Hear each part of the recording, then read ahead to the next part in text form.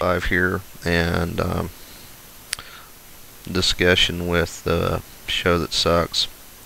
I want to talk a little bit about the history of free software, a little bit of the history of open source software. So let's start with free. The free software movement began with a guy named Richard Stallman. Years 1983. I think he was a grad student at MIT. He worked in the MIT AI lab. And basically he was, I guess he got disillusioned with the what he saw as the evil practices of restrictive software licenses. So he decided that there should be a free Unix-like operating system for everyone to use, and free as in no license restrictions. You could take the source code and do anything you wanted with it, and also it'd be free for you to sell or even give away, share and share alike. So he got some friends together, programmers, and they started building the shell and the tools around which you build an operating system. And they were nearly complete except for the kernel of the OS, which to this day still gives GNU a hard time. There's still no you can plug in different kernels to what they have for GNU or GNU, including the Linux kernel. But anyway, fast forward a few years from 1983, I think it was 91, 92, when another college student by the name of Linus Torvalds got a shiny new computer with a 386 processor, and he wanted to learn 386 opcode. He wanted to teach himself some 386 opcode, and he thought that building an OS or an OS kernel would be a good way to do it. So he announced his project on the Usenet, and using, you know, the shell and the GNU C compiler and everything. A lot of the tools that Stallman's crew had previously built created Linux.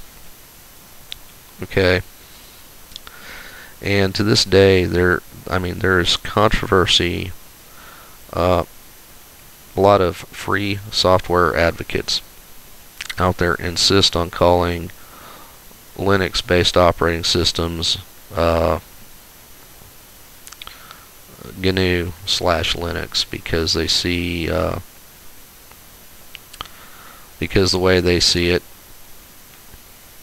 Linux is just the kernel, and their stuff is just the kernel that you plug into their operating system. Now the term open source is a much newer term, and this was the brainchild of another guy named Eric Raymond. Him and I think another fellow named Bruce Perens. Anyway, there was some summit somewhere, I think in the late 90s, and they coined the term open source software because the term free software had gotten some bad press and negative connotations about it, you know, sort of kind of hippie, communist, can't make money off of it type deal, where open source, they pitched open source not so much as a philosophy but as a development model.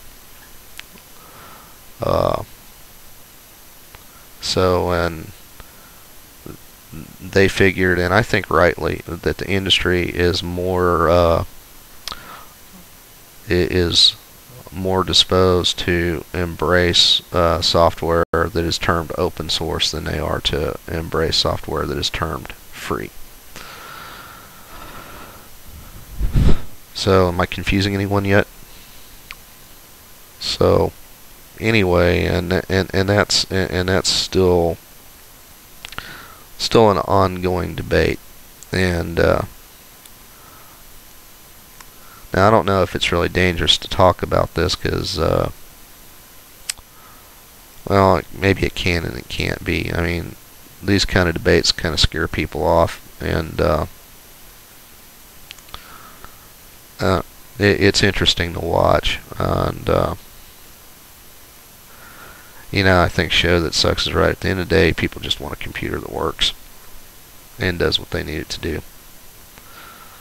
And they don't really care about the political debates or the holy wars that go on inside the community. And that kind of stuff actually does hurt. It does hurt the spread or the adoption of whichever term you use: free software, open source software, free and open source software, that kind of thing. This is BR Tidwell 55, and thanks for watching.